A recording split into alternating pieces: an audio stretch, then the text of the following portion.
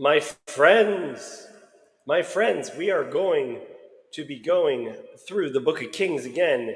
You're going to have 5 minutes to click on that link or to open your Bibles to First Kings chapter 7. That's where we're going to be at, okay? Hope to see you guys soon. 5 minutes. Foxy, what is up?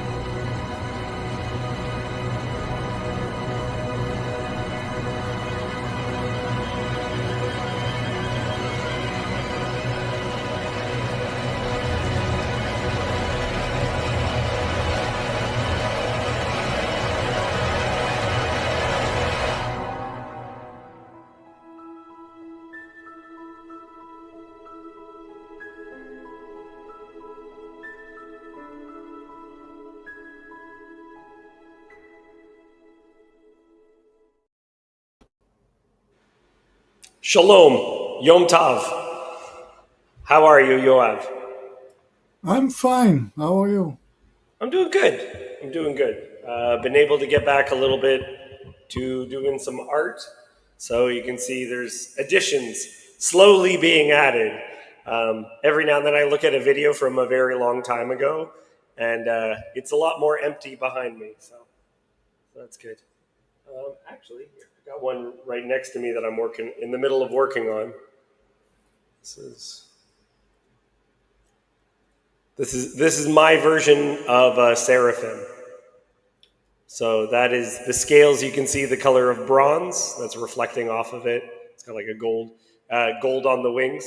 But the word seraphim is used several places to mean snake. So there's the two wings covering the face, the feet, and the two it's flying with. So it's my version that I can't find other people doing. This is the closest. Have you ever tried to do something original?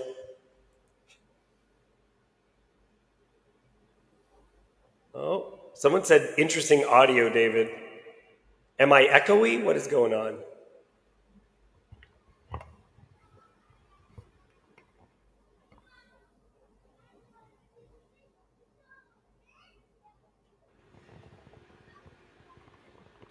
Let me try to figure something out.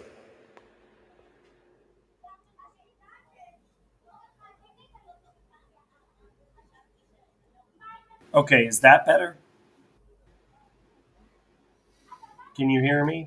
Nobody's actually complaining. He said he likes this new echoey audio. It's Yeah, but I it's think it can authoritative. distract people. Graham, how are you, good sir? Oh, he's on mute.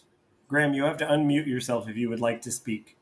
You are welcome to join, even if you are just silenced. This is my friend Graham, who has the kind of job where he's off for the summer. Can I unmute him? No, won't allow. Okay. Graham, if you can ever unmute, you're allowed to join in the conversation. Yoav, have you? Sorry, going back for half a second. It was a Wizard of Oz vibe. Well, thanks, Gavin. Have you tried to do something original as far as biblical interpretation? I don't even think it's original, but you know what I mean? Try to correct something, I suppose. I had a chat with Copilot about his version, how the cherubim looked like. Okay. And I got to a conclusion that Copilot is Christian because even by his own description, he said that the cherubim should have been for forbidding guards. They should have been sort of stern and serious. But no matter how he tried, he's always painted them loving and compassionate. Yeah, I think they should be terrifying. Yeah, That's what I want.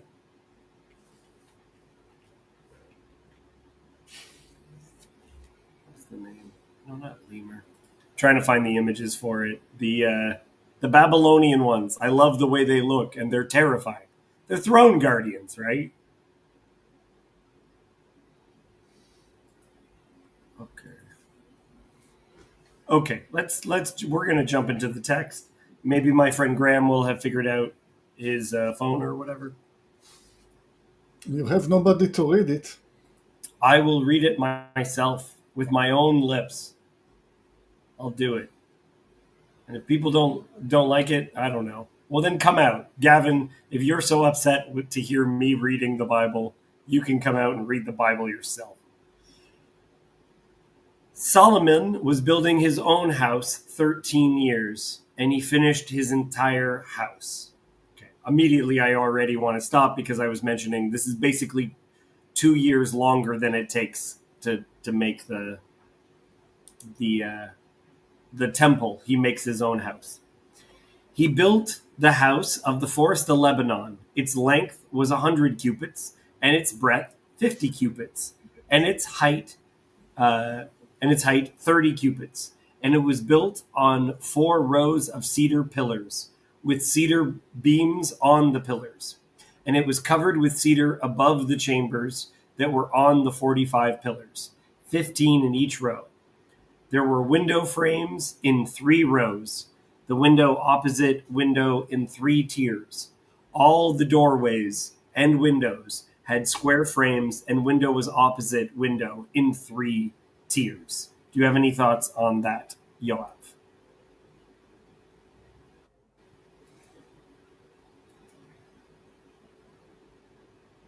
No thoughts?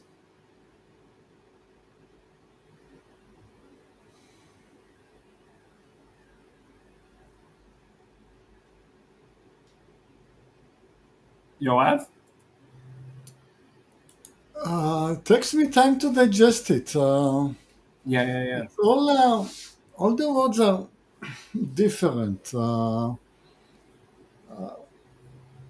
window is something that you look in the Hebrew.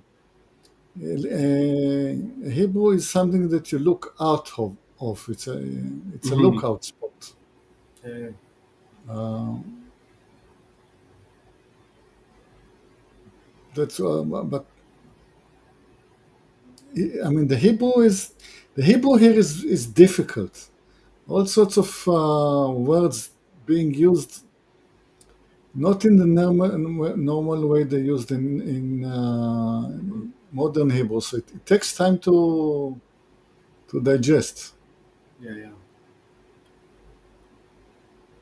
No comments.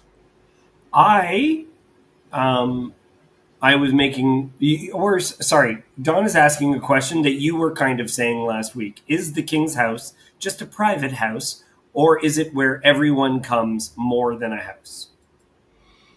Well, depends. There is the Hall of Judgment, Yeah, but there are private areas. yeah, that's right. We also, I also, a lot of people here are now familiar with the fact that most ancient temples would have a 3-part structure, like an outward part that could receive anyone, then an inner part that was for specific people, and then like the holy of holies kind of an aspect. So it is interesting to me that there are three tiers, because there's also 3 tiers to Noah's Ark. There's yeah, 3 tiers, oftentimes described in on the mountain of God, so that Solomon's house, like again, I'm trying to make these parallels between the house and the temple, that he's made himself kind of a temple that's twice what the temple is.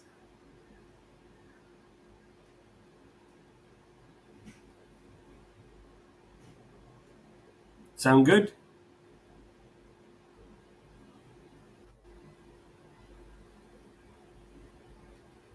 Yes, sounds good. Okay, I'm going to continue on. And he made the hall of pillars. Its length was 50 cubits, and its breadth 30 cubits. There was a porch in front with pillars, and a canopy in front of them. And he made the hall of the throne, where he was to pronounce judgment, even the hall of judgment. It was finished with cedar from floor to rafters. That's what you were saying, right?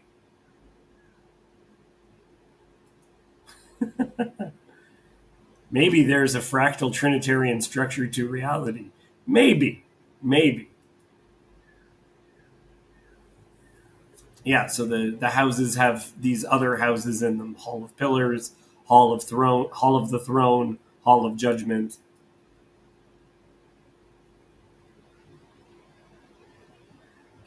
Well, he's making a capital, right? We remember things from specific time periods because they make several items that become pilgrimages.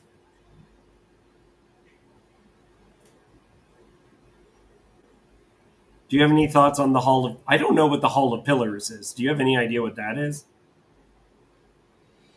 It's a hall with many pillars. It's the only way to construct a large hall in ancient times. You have to Right. have lots of pillars because you couldn't have the ceiling. You couldn't have too much of a space between pillars. So if you wanted a lot of ceiling, you need a lot of pillars. Hmm. Yeah. Yeah. Yeah. Okay. His own house, where he was to dwell in the other court back of the hall, was of like workmanship. Solomon also made a house like this hall for Pharaoh's daughter, who he had taken in marriage. Um, okay, all these were made of costly stone, cut according to measure, sawed with saws, back and forth, even from the foundation to the coping, and from the outside to the great court. The foundation was of costly stones, huge stones, stones of 80 and 10 cubits, and above were costly stones, cut according to measurement, and cedar. The great court had 3 courses of cut stones all around, and a course of cedar beams. So had the inner court of the house of Hashem and the vestibule of the house.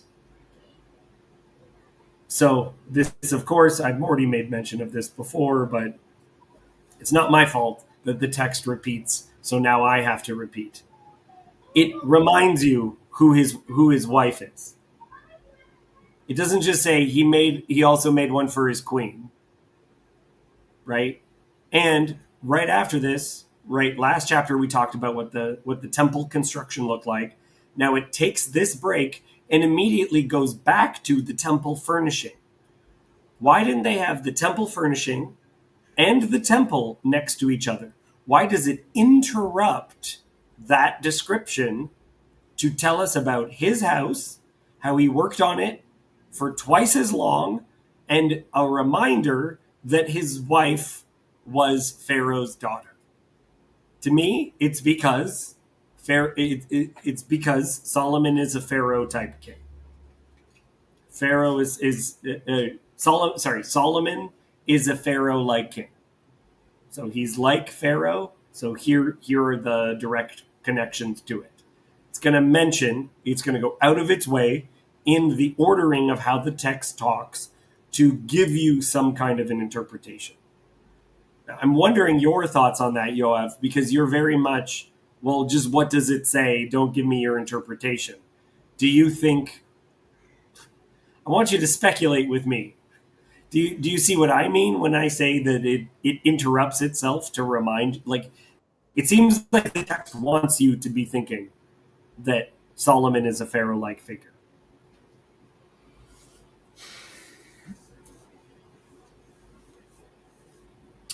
Um, I'm very positive about the daughter of Pharaoh. I don't think she causes any harm. Uh, Mm. I think it was a necessity. Uh,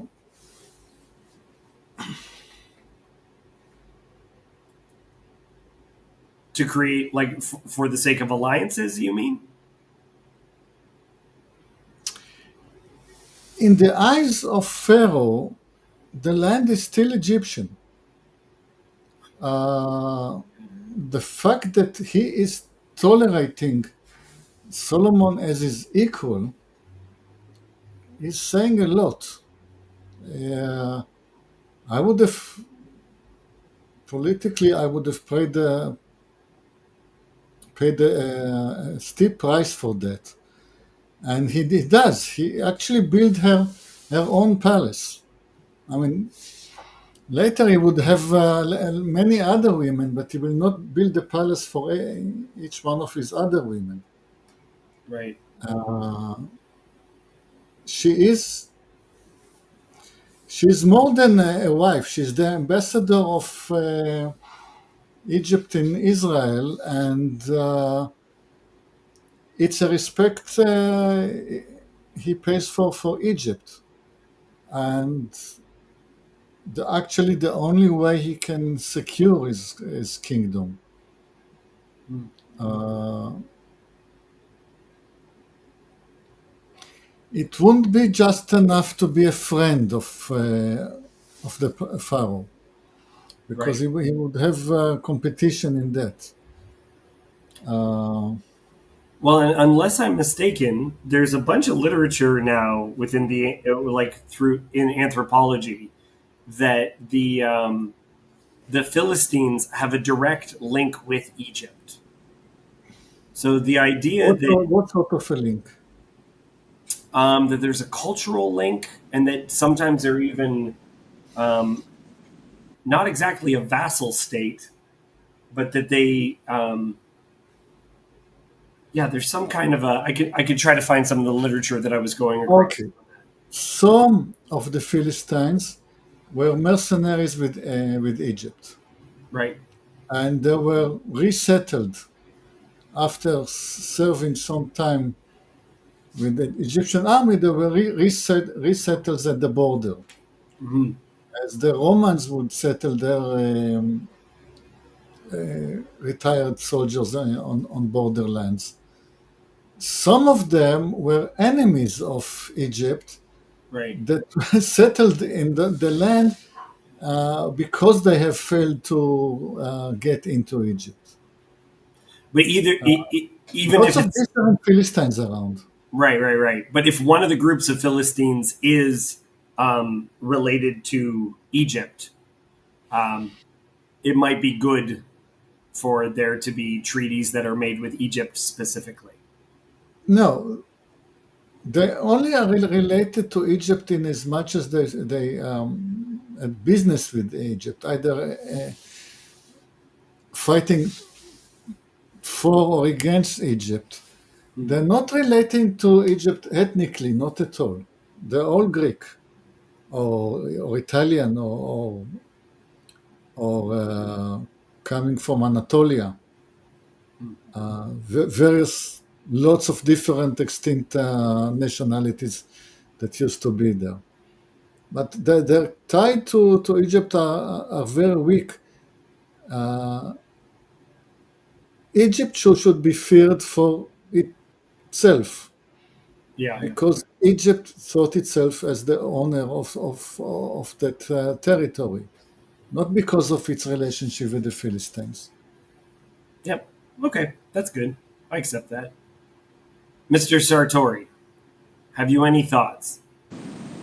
I just got here when I got here, and I didn't hear the first 20 minutes or whatever. So, Okay, we were talking about Solomon making his wife, the daughter of Pharaoh, her own house, and also the Hall of Justice and all that stuff. Um, so we have just the palace has been made, and we are returning to the temple furnishing. So you came just in time, Michael, to hear about gold and silverware. Okay.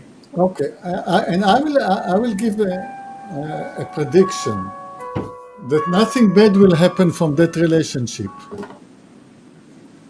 There will be bad things coming from the relationship with the other wives, but not for of this wife. Okay. See how that develops over time. That's an interesting idea. I will keep that in mind. Hmm? Okay. And King Solomon sent and brought Hiram from Tyre. He was the son of a widow of the tribe of Naphtali, and his father was a man of Tyre, a worker in bronze, and he was full of wisdom, understanding, and skill for making any work in bronze. He came to King Solomon and did all his work. Um, that's interesting. That sounds he was full of wisdom and understanding and skill for making any work in bronze. That sounds like the way that the Holy Spirit came upon the men who would construct the original tabernacle, right? Is God enables specific people with his spirit in order to do these things. So it does seem it does seem like Solomon is, or it seems like God is definitely blessing this endeavor. As much as I was trying to put a fly in the ointment, that's a point for Yoav right there. That is a sentence very dear to the heart of Jacob, who's listening to us, because it describes three types of wisdom: Chokhmah, Binah, Vedat, acronym Chabad. Hmm. Which P's of knowing are those? Jacob should remind me. This is essential for the kind of the stream of Judaism that he's following. Mm-hmm. Wisdom, understanding, and skill. Yeah, and he can talk maybe with half an hour just about the difference between them. Okay. Well, we know he's watching. At least Yeah. he's judging. I don't know if he's watching, but he's definitely judging. He is making his predictable comments, yes. Yes, yeah. So it's difficult to know if that's really Jacob or just a chat bot that knows what Jacob would say, right? Um, Anyway, okay. He cast 2 pillars of bronze. 18 cubits was the height of the one pillar, and a line of 12 cubits measuring its circumference. It was hollow, and its thickness was 4 fingers. The second pillar was the same. That kind of reminds me, last week you were talking about how there's not a good word for mirror image. In science, it's difficult to describe mirror image. So it's the second pillar was the same. He also made 2 capitals of cast bronze to set on the tops of the pillars. The height of the one capital was 5 cubits, and the height of the other capital was 5 cubits. There were lattice of checker work with wreaths of chain work for the capital on the top of the pillars, a lattice for the one capital and a lattice for the other capital.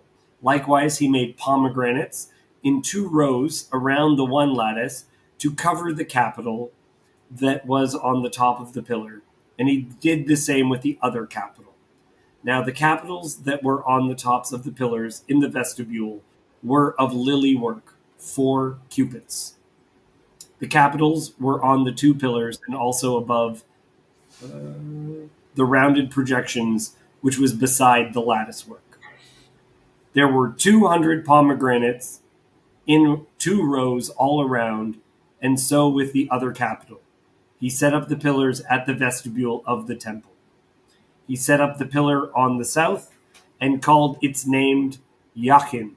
And he set up the pillar on the north and called its name Boaz. And on the tops of the pillar was lily work. Thus the work of the pillars was finished. Do you have any thoughts on that? Go ahead. If Solomon married the daughter of Pharaoh, there ought to have been a record of that on the Egyptian side. I just wonder what happened to that.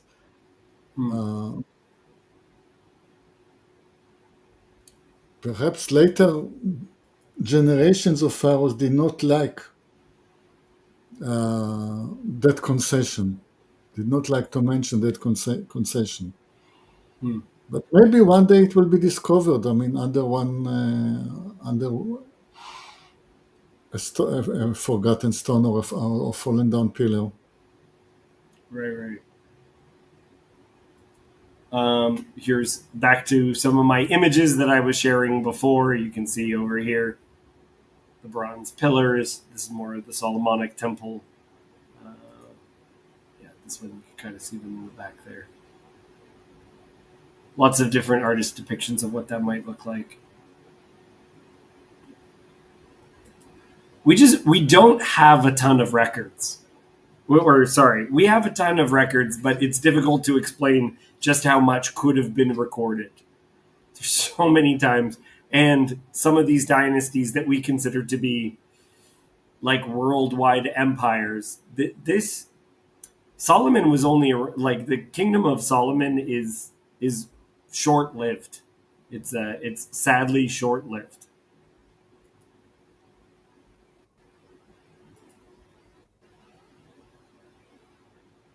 Okay, the two pillars. Um, Everyone in the corner has heard all this talking to death because you have Boaz is the left hand, and that's the one that brings in the foreigner in the book of Ruth. So you could see within this the symbolism of the left hand. What is Jack in again? Yakin.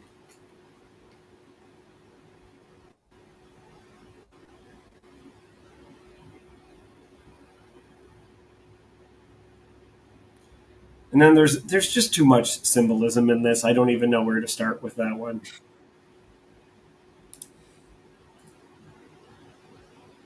Yeah, maybe I did. Well, okay, no.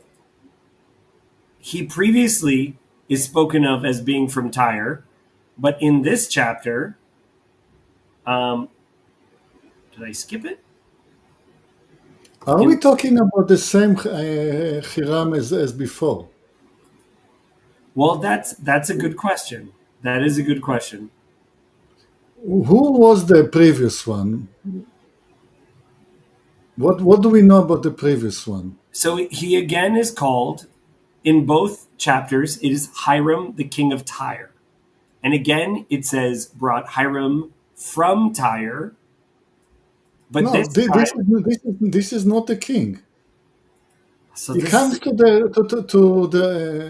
Jerusalem to work. He's a workman. He's a head engineer, but he's not a king. yeah. So this is okay. Now I'm wondering if this. Okay, let me bring it up.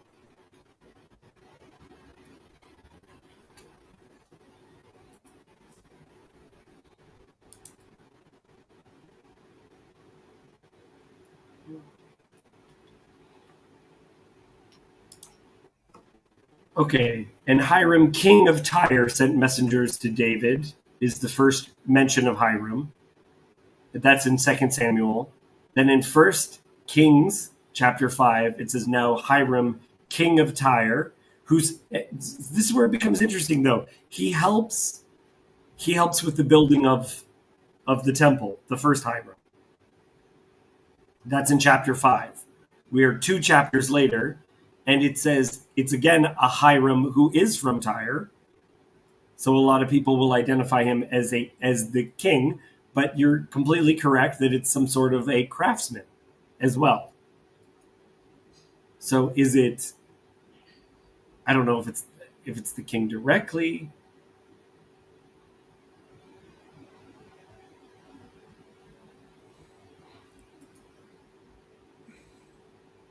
No, definitely not a king. I mean, Solomon sent and brought him. You don't send and bring a king. What happens to the kingdom when he's busy working in Jerusalem? It just cannot be. Well, then there's real questions about. I mean, it might just be that they don't have a lot of names in Tyre, and every guy is named Hiram, um, and Hiramah is all the ladies. Um, A wise Phoenicians claimed that Nazareth is in Phoenicia. Okay, I would dispute that, but where is the border? Uh, I would say that at the time of the Elijah the prophet, the border was in Mount Carmel. But that doesn't say anything about Nazareth. the Phoenicians were, of course, the purple people. That's one of the ways you could translate the name Phoenician as purple people.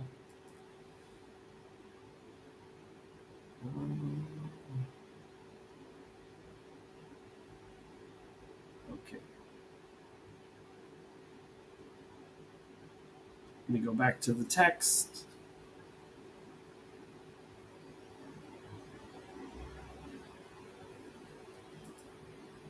Good job, Yanni. Yanni found. Is that the hypnotoad? No, that's Slurms Mackenzie. Uh, Carpenter Kings from Nazareth. Oh, Sartori. Good job. Better than purple people. Yeah. It's a snail. Yeah. Sorry, Slurms is a character from Futurama. But either way, yes, Slurms, purple. It's a snail. Wonderful. Let's go back to the text.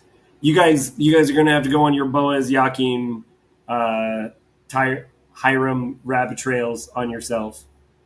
Yeah. But don't go off into the Freemason directions. I know they make a lot of the two pillars as well. I can't remember what they do with them. You should make a lot of it, because why would two pillars be named? Yeah, why It do they is get an names? unusual move to name your pillars. Is it just like because he's made so many pillars, but these two are his favorites? You know. Yeah, I mean, I definitely sympathize with anybody who would bring a theory to explain it. It is in need of explanation. That they are named. Yes.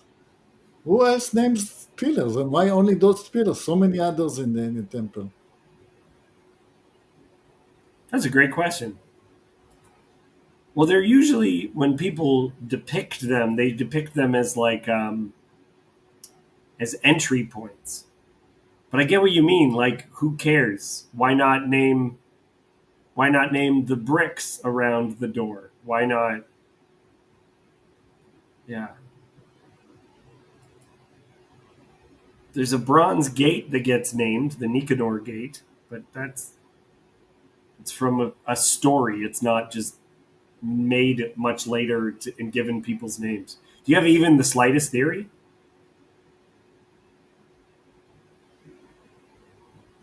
To the fact that they are named, Yeah.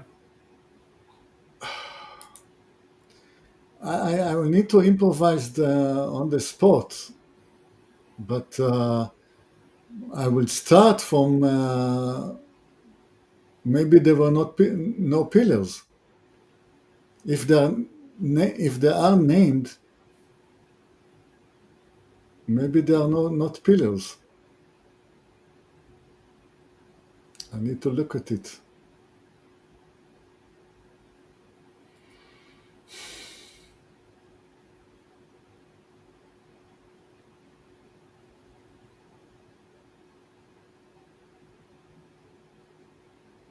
Hmm.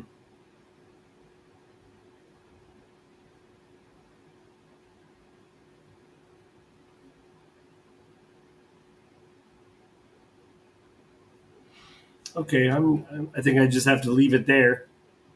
I will say that when we had first reference about two pillars, they are created.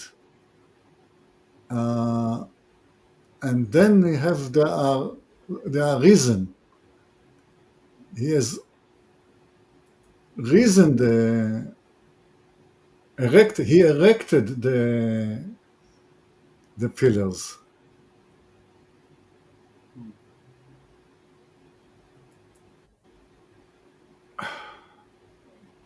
Tough. Leave it at that. Okay. Then he made the sea of cast metal. It was round 10 cubits from brim to brim, and 5 cubits high, and a line of 30 cubits measured its circumference. Under its brim were gourds for 10 cubits, compassing the sea all around. The gourds were in 2 rows, cast with it when it was cast. It stood on 12 oxen, 3 facing north, 3 facing west, 3 facing south, and 3 facing east. The sea was set on them, and all their rear parts were inward. Its thickness was a handbreadth, and its brim was made like the brim of a cup, like the flower of a lily. It held 2,000 baths. There is a great confusion in Hebrew between the sea and a pot. Because I think that my forefathers were not seagoing people. And when they looked at the sea from the mountains or from the desert, they said, okay, this is nothing but a giant pot. So here, I mean, the translation is sea, when it's obviously it should have been translated to a pot. So why is it called a sea when it's actually a pot? Because in Hebrew, the word is the word for a sea and not a word for a pot. Because there is a confusion in Hebrew between a sea and a pot. So, but a pot in Hebrew is a sir, and the female of there is a sirah, and sirah is a boat. So the boat on the sea is like it's awfully confused. And if you okay, now I'll leave it at that. It's the artist's depiction of it. Yosef, that's all right. Thank you for coming in. If you want to maybe give us some insight on why Yakin and Boaz. Yes, why are the two pillars named? And why those names? Boaz, I understand. Right? There's a anyway. Okay. So yeah, here's a depiction of the Bronze Sea. You can see that with the oxen facing different directions. Also,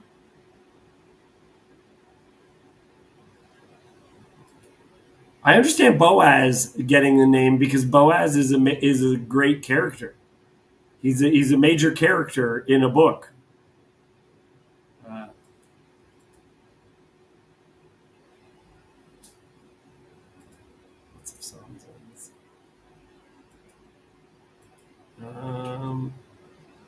Where's another depiction? This is another depiction. You can see it over here. You had this water that would be used for ritual things. So if you're looking at, can I go back? If you're looking at the original tabernacle, this little tiny thing over here is what the sea is being replaced with, or the bull. Do you want me to say? Do you want me to call it the bull? Is that better for you, Yoav? Yeah, a big pot. It's a big pot. Look, what does that look like? It looks like a big pot. for the ritualistic washings. And then when we get to the temple, you can see it's become massive with these little portable washing stations that then get moved around. I think it probably looked more like this because we have archaeological evidence of ones that look like this afterward. Let me see if I can... Sorry if this is too many images. Okay, that's what I wanted to find. We've found these ritualistic bronze. This is like a cart that would have water on it, and it's square, has these human, eagle, lion, or bull combination creatures and lions on them. Anyway, okay, let's jump back to the text. He also made the 10 stands of bronze. Each stand was 4 cubits long, 4 cubits wide, and 3 cubits high. This was the construction of the stand. They had panels and the panels were set in the frames. And on the panels that were set in the frame were lions, oxen, and cherubim. On the frames, both above and below the lions and oxen, there were wreaths of beveled work. Moreover, each stand had 4 bronze wheels and axles of bronze, and at the 4 corners were supports of for a basin. The supports were cast with wreaths at the side of each. Its opening was within a crown that projected upward 1 cubit. Its opening was round as a pedestal is made, a cubit and a half deep. And its opening there at its opening there were carvings, and its panels were square, not round. Sartori is saying, I think it's a literal English translation. Sea is useful instead of pot here because of the size. You can swim in it. Yeah. Yon God correctly says that the Greek word for sea is thalassa. Question to Yon God, is it also the Greek word for a pot? And if so, it is significant.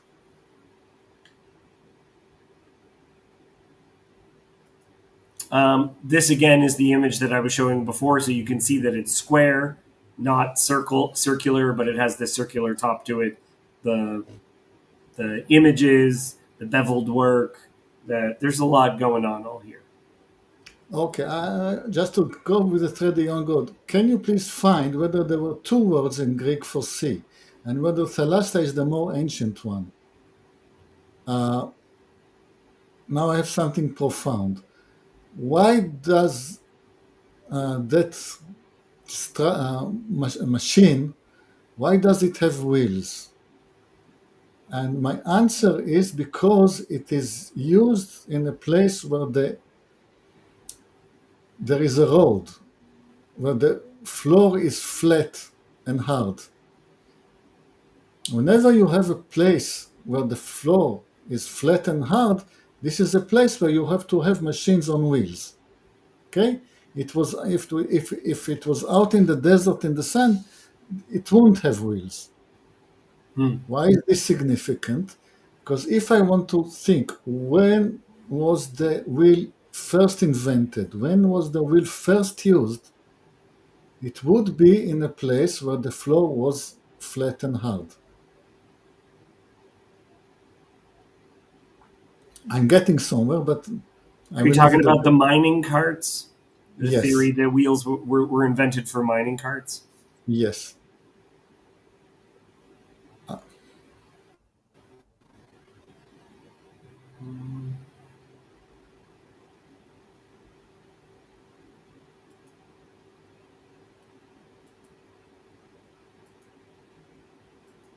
There probably also was some sort of a function where, because there's multiple priests moving all around, if you can see this. In this depiction, they have the larger basin pouring into these smaller ones. I don't like the shape of it because they make them circular when it specifically says that they're actually square.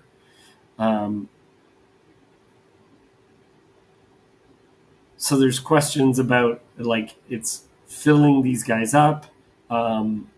Is this operating like a giant well to catch water? But then you have people coming up and filling it.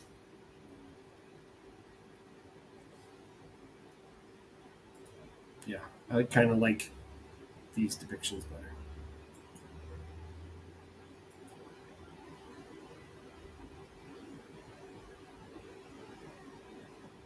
I always wonder what people mean when they say stuff like this.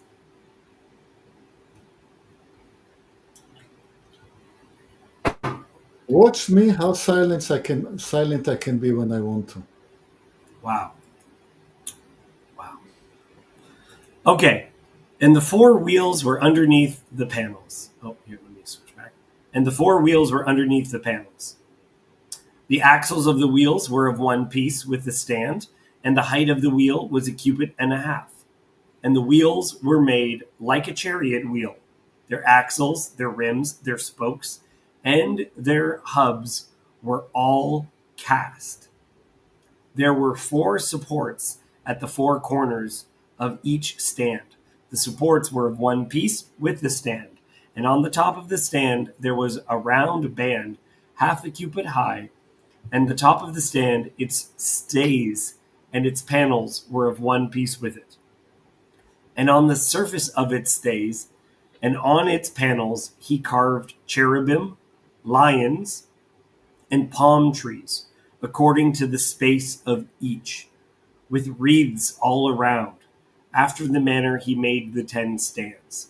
All of them were cast alike, of the same measure and the same form. And he made 10 basins of bronze. Each basin held 40 baths. Each basin measured 4 cubits, and there was a basin for each of the 10 stands. And he set the stands firm on the south side of the house, and 5 on the north side of the house. And he set the sea at the southwest corner of that house. Just a point of dating. We're talking about, let's say, round numbers, the 10th century BC, which is 3,000 years ago. That's the period that we're reading about. Just saying. Mm-hmm. Okay. Hiram also made the pots, the shovels, and the basins. So Hiram finished all the work that he did for King Solomon on the house of Adonai. The 2 pillars, the 2 bowls of the capitals that were on the tops of the pillars, and the 2 lattice works to cover the 2 bowls of the capital that were on the tops of the pillars. And the 400 pomegranates for the 2 lattice works, 2 rows of pomegranates for each lattice work to cover the 2 bowls of the capitals that were on the pillars. The 10 stands and the 10 basins on the stands, and the 1 sea, and the 12 oxen underneath the sea.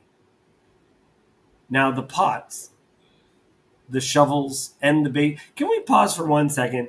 One of the only bit that makes me uncomfortable is the cows. It's the oxen. It's that there's bovines of precious metal. I understand that there's things that, okay, exceptions are made and all this other stuff, but like traditionally, in Judaism, you can make a shofar out of the horn of any clean animal, but not a cow, because that would be too much of a reminder of the whole golden calf scenario, right? That's within Jewish tradition. That's why you could find a kosher one that was a kudu antelope horn, or it could be a ram's horn, or yeah. So the Mishnah says in Rosh Hashanah. Yeah, okay. See, I'm just not just making stuff up. But how do we? Why the bronze bovines?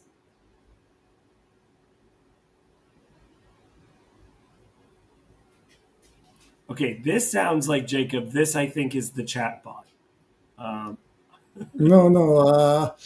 It's Jacob slowly raising his temperature until he's going to take action very soon.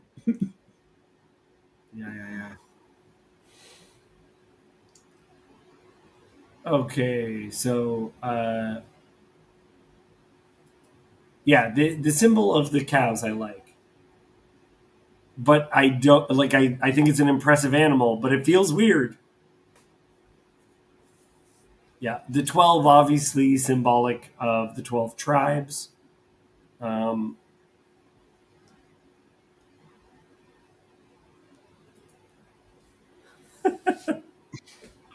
See, this is why Jacob attends my Bible study, because I suffer fools very longly.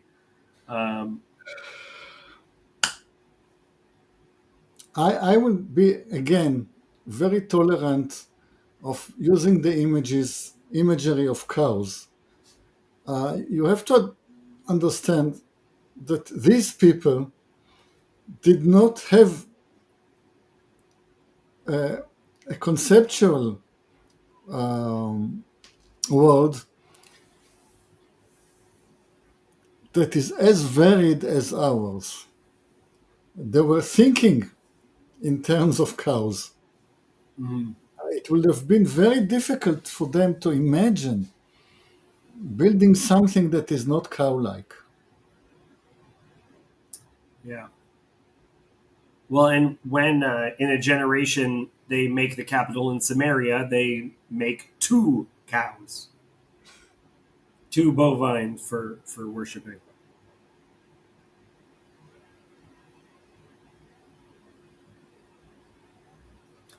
Okay, let's continue.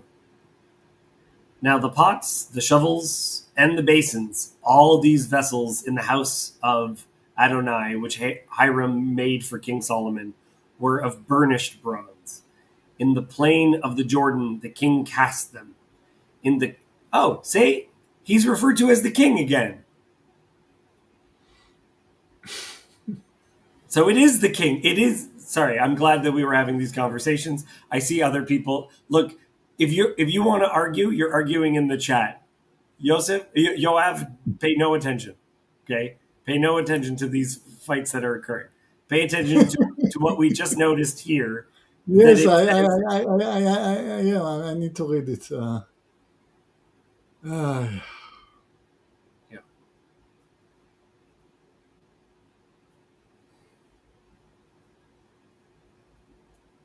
So it's a king that's a workman. Wait, is it actually a king that's a workman from Nazareth? Is that real? Okay, which chapter, which sentence are we? The king. We're right here. What is it? 46. Yeah, could it be Solomon? Sartori, were you summoned because of this? No, I was just working in a house with really bad cell service. What did it? What was? So it explicitly says that this is where we're at, and this is why I wondered if you were summoned. Hiram made for King Solomon were of the items were made of burnished bronze. In the plain of the Jordan, the king cast them in the clay ground between Sukkot and Zarethan. So yeah, in the next chapter they're talking about Solomon. So it is. It can be interpreted both ways because Solomon is mentioned just in the very next. But we're being told that these items were made by Hiram previously. So it seems like Hiram is the one making them, and if that's the case, then Hiram is the king Hiram from Tyre. So somehow, every now and then you have kings that are bored and they take on certain pet projects. I was just learning about, was it Peter the Great, who he wanted to be good at he learned how to build ships for.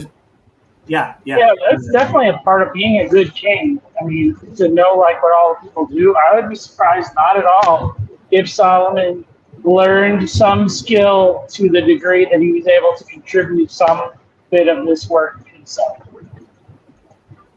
Oh, but Don has read ahead. Oh, and I've been shamed. No. I mean, it can be read both ways. I agree. Yeah. He was obviously in charge, but makes sense and the other doesn't. I mean, it's like whatever. It's like that undercover boss thing, or something like that. The CEO's got to get in the trenches, find out what how the sausage is made. Don says the same way that Donald Trump built things. Lovely conversation. But it is like at this time, it wouldn't be ridiculous for a king to be the most educated person you could meet. And so they might actually have architectural knowledge that other people don't. Like, so it might actually, like I was saying before, Russia, the king of Russia was like, Russia needs a fleet. We're not a naval power. So he traveled to England in disguise and became an expert shipbuilder. And then before he came back to Russia. Like these were things that kings would sometimes do. They had the time to become scholars in whatever they found interesting. Yeah. Okay, so he cast them, and Solomon left all the vessels unweighed because there were so many of them. The weight of the bronze was not ascertained. So Solomon made all the vessels that were in the house of Adonai, the golden altar, the golden table for the bread of the presence, the lampstand of pure gold, 5 on the south side and 5 on the north, before the inner sanctuary, the flowers, the lampstands, and the tongs of gold, the cups, snuffers, basins, dishes for incense, and fire pans of pure gold, and the sockets of gold for the doors of the innermost part of the house, the most holy place, and for the doors of the nave of the temple. Does anyone have anything they want to add in? Okay, so it sounds like the bronze stuff was made by Hiram, but the gold, it says, is made by Solomon. That's what it kind of sounds like to me.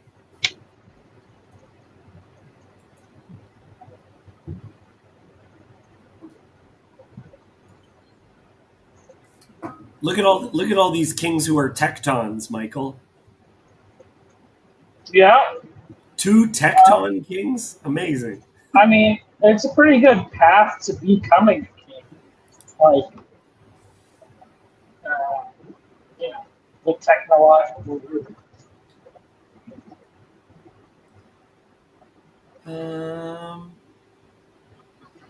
Yeah, I agree. It doesn't. Yeah, picking up the hammer. You're making good points, Don.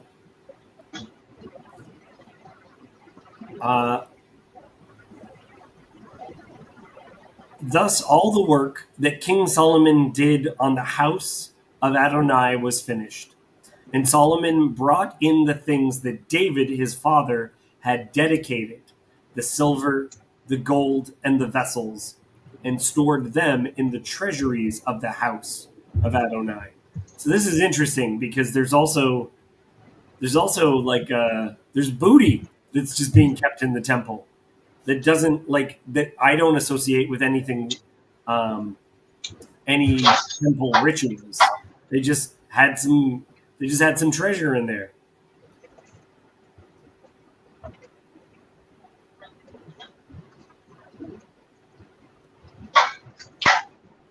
Oh, good. They do use tecton and stuff too. Good stuff.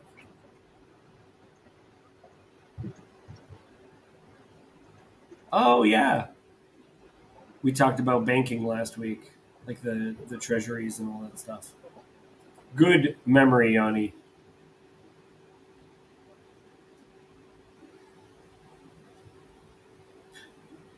I okay. So Jacob got rid of the wise Phoenician, right? Because I don't. He hasn't commented in a little bit, so I feel that Jacob must have kicked.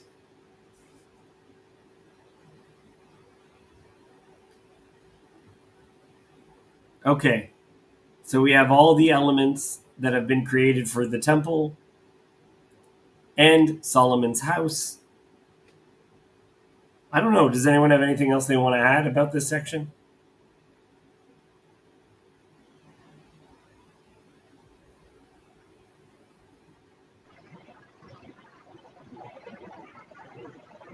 It's good that he finishes projects that he starts. Again, the question is, why do we have to suffer through this very detailed description? When we had the temple described to us, your theory was that there is a duplicate in heaven, and we need Yep. to have the exact description so we might identify it when we see it. Yeah. there is no duplicate of Solomon's house in heaven. So why bother Right. in the details of a house that was demolished so long ago? Unless we Well, need, unless we need to rebuild it sometime in the future. Right. We need to remember what it looked like for when the palace is recreated.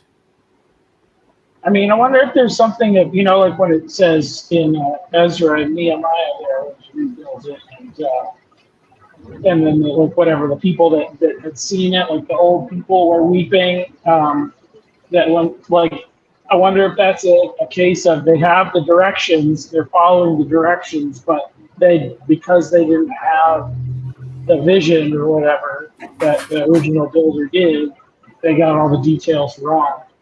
Um, Yeah, you're but I talking mean, about the part where after they rebuild the temple, there's people that are crying, yeah, saying this is nothing like yeah, it's so far, it's so distant from it. Well, and that's interesting too because then you have the what is referred to as the second temple, Herod's temple, where he is. Where is he getting his understanding of what he's supposed to make it like? Um, Yoav, are you looking for? Do you believe there will come a day where Israel will rebuild the temple? Are you looking forward to that day? Why would we build exactly the same building? Uh, anyway, I said before what needs to happen before that. And that will be an act of God that will be so powerful that is going to demolish most of Jerusalem. And then Jerusalem will need to be rebuilt. But I will not rebuild it exactly as Solomon did. I want to say this about Yanni. Yanni, would you, Yoav, identify yourself as a rational atheist? You say things that surprise me on a regular basis, where I would say I don't know what he is. He has Yoav is Yoav, and sometimes I think he's a rational atheist, and then sometimes he says things where I'm like, no, something else is going on there. I'm rational, that's for sure. Now I will follow wherever the rationality leads me. And it leads me to some very surprising avenues. Yeah, Not not when I was what I expected when I started that path. I think he's just got to accept as your description. The logic is flawless, 100%. Okay, good. I disagree with you saying you're rational. You're not rational. Sartori isn't rational. I'm not rational. Look, we're all doing our best, okay? Um, but I try not. I don't want to describe anyone as rational anymore. We have discussed it once with Jacob, and I said that there was intended as a slander towards God, that God is the God of the gaps. That people are mentioning God only to cover the gaps in their knowledge. The problem is that the gap in our knowledge is infinite. So Right, the right, right. God of the gap is infinite. Is infinite. This is where I like this it. is where the rationality leads me. That's so much fun. Yeah, and Yoav, I always enjoy you coming out. I like your theories. I like your pet theories. I especially like when they're heretical. That's where they're a lot of fun, and then I think about them a bunch afterwards. Um, yeah, yeah, but I wouldn't. I've been surprised enough by things that you say. Yeah, Jacob's ladder strikes again. I've been surprised enough by things that you say that I don't know. Like, I would not call you an atheist. I don't know what you are, but I wouldn't call you I wouldn't call you an atheist.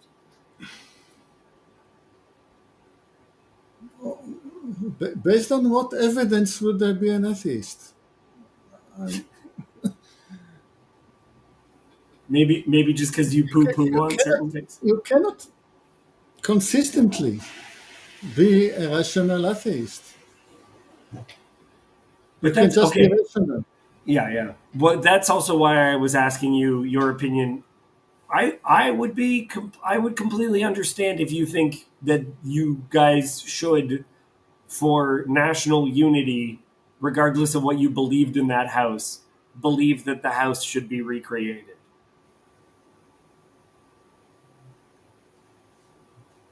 Uh, it shouldn't be nobody, or almost nobody, except a sort of a couple of fringe lunatics. Nobody thinks that a temple should be built on top of what is there today. It will need an act of God that destroys most of Jerusalem, that will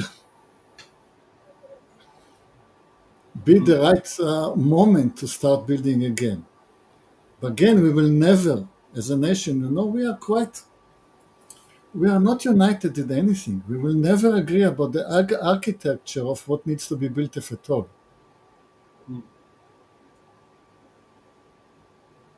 Okay. Well, thank you for sharing that. Wonderful. Guys, anything else that needs to be said? We drifted from the text. Oh, it is meaningful because we are talking about the temple and the house of Solomon.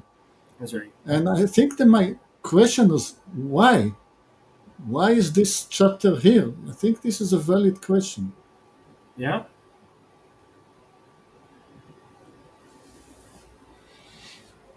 Might it be that it's for people who couldn't experience the splendor of it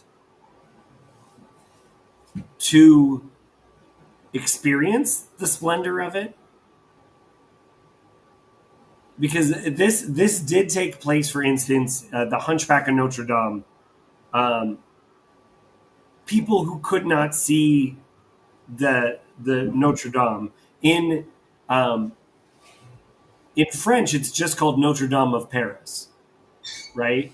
And he's just in Victor Hugo is just in love with the building and wants people far and wide who may never see this building to know about it.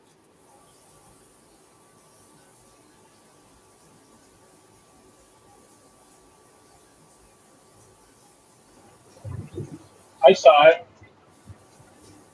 You saw Notre Dame, Yeah. but if you couldn't, wouldn't you want like a really cool description? Maybe even I a don't picture. know. I don't feel like somebody. I never read the book, so I'm like, maybe I should have read the book. I probably would have appreciated it more if I had read the book first. Right. I mean, I'd also like had sex for the first time like the day before or something. So Oh, so you. Oh, wait. Did you go to Paris, Texas? no, I went to Paris, France, and Okay. Rome for our honeymoon. Okay. Well, I knew it was for your honeymoon, and I knew that you are in Texas. So, Texas, Paris, No, Texas. Okay.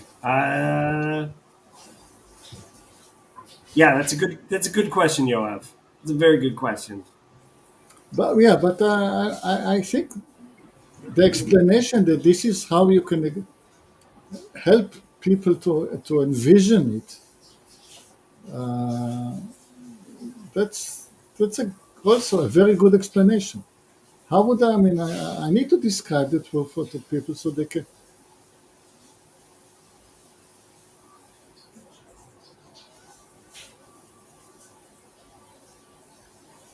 Yeah, that's I mean, interesting. the proof of the matter that reading the text, we can build a model of it. And once we build a model of it, then people can envision it. So But yeah, that's already a purpose. I do think like we're entering into a couple of chapters that I think really you are supposed to experience. And I tend to think that a lot of this material was assembled after the, or I don't know, maybe knowing that the destruction is coming, because they do know that destruction is coming. They know that pretty quick. So yeah, big questions there. Um, yeah, I think we're ending Panda Person. And I've never heard of you before, so I don't want to risk what might happen. Comment some more, and then I'll trust you. Uh, okay, Yoav, you have said plenty. Sartori, do you have any more you'd like to add? Awesome. Would you recommend Paris? Yeah. Yes, you would. Yeah, it's a beautiful city. Awesome. Oh, it's Kirk. I'm sorry, Kirk. We are just about ending. Yoav?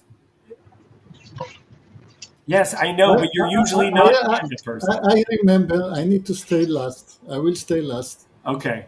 Okay. And you went to Paris this time, didn't you? Didn't you go this year to Paris? Well, I've been to Paris. The best time to visit Paris would have been 10, 20 years ago. Yeah. The right season to visit Paris is not anymore. Yep. Okay. Anyway, I understand. Um, I'm glad to hear that. I yeah. told my wife next time she said she wants to go back. We were there 11 years ago, so I have to tell her, no, it's not the same anymore. Yeah. Um, I have not seen Paris. They have a smaller version of Notre Dame in Quebec, in Canada, and it's also pretty nice. Political correctness is a sin. Thank you for that. Um, Okay, I have to I do finish like her. saying something nice. Okay. The people of Paris, the way they treat tourists has improved a lot. Mhm. You can speak English in Paris and not be treated as a second-class citizen. Nice. Kirk, you are an appreciated person. I will let you on next time, but you did come in too late. We're going to leave now. Good day, gentlemen. Next week, we won't be talking about silverware and about architecture. So join us next week. Thanks, guys.